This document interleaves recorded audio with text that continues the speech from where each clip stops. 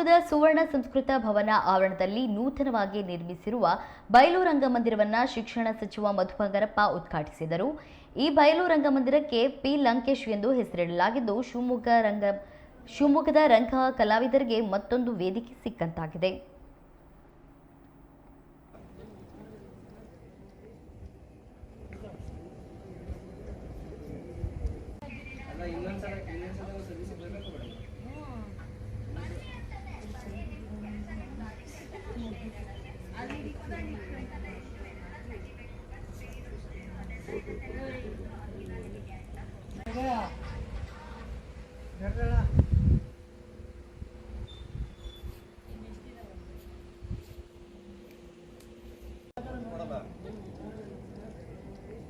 ಶಾಸ್ತ್ರ ಬಲ್ಲವರಲ್ಲ ವಾದ ಮಾಡಿಕೊಂಡೇ ಇಲ್ಲ ಮಾನಗೇಡಿ ಹುಡುಗರನೆಲ್ಲ